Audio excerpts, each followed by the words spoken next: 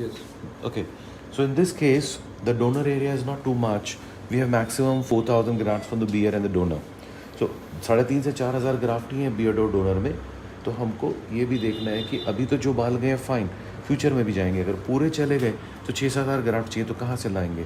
तो पहले से ही हेयरलाइन बहुत लोअर नहीं करनी है, क्योंकि अगर लोअर कर दी तो व्हाट हैपेंस इज बहुत सारे ग्राफ्ट लगेंगे, और जो भी ग्राफ्ट लगाए जा रहे हैं वो थोड़ा आगे आके फिर पीछे जाएंगे.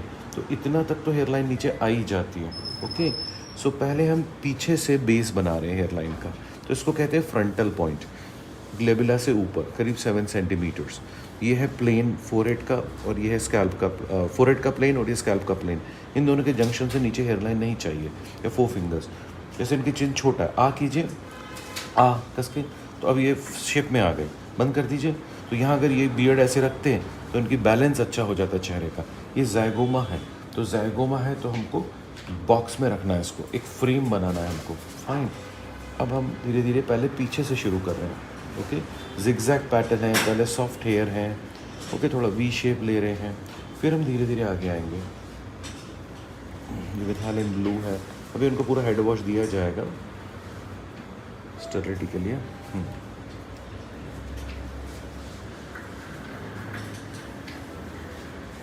अब हम धीरे धीरे आगे आ रहे हैं.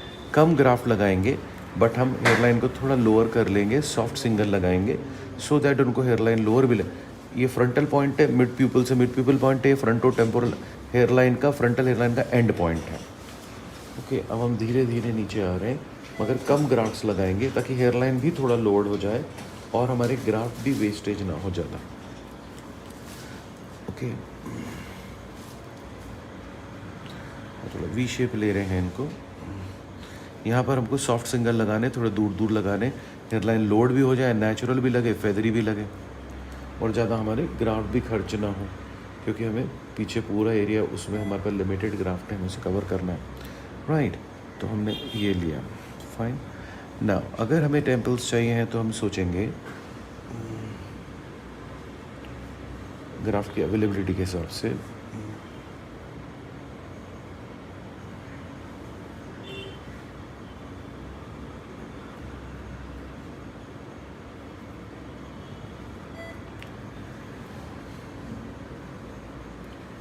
यहाँ जो बाल आएंगे जिगजैग आएंगे, थोड़ा डिस्टेंस में आएंगे, 3-4 रोज़ होंगी, वो सॉफ्ट रहेंगी. बुशी टेम्पल्स नहीं बनाने हैं,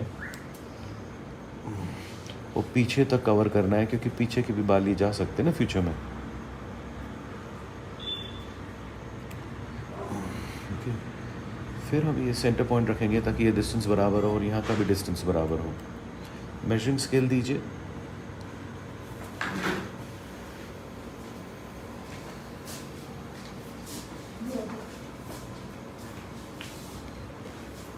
ये 10 to 15 डिग्री एंगल होगा, यहाँ 5 डिग्री होगा. फ्लैट लगाने पड़ेंगे, अंदर तक जाना पड़ेंगे. झरना होता है, वाटरफॉल, ये वाटरफॉल है. ओके,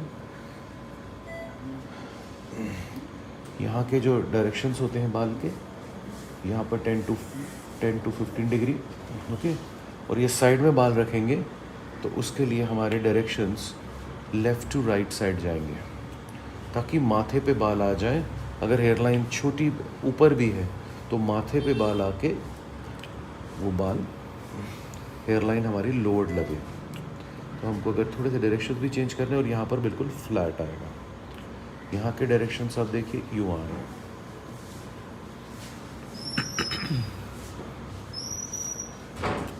यहाँ के आप डायरेक्शंस देखेंगे तो यूँ आ रहे हैं. और हमारा प्लान ऑफ एक्शन क्या रहेगा कि हम इधर ज़्यादा बाल लगाएंगे. क्यों?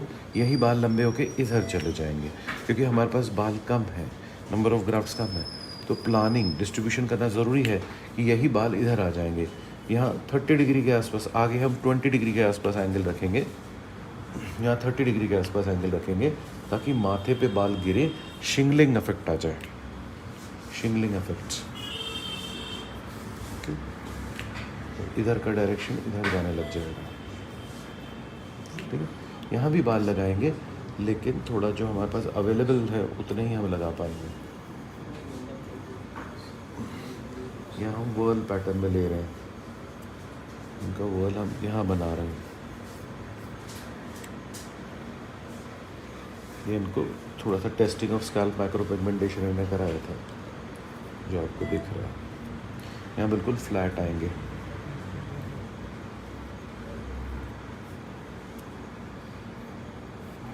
ओके, तो ये अपना प्लानिंग भी हुआ, डिस्ट्रीब्यूशन भी हुआ।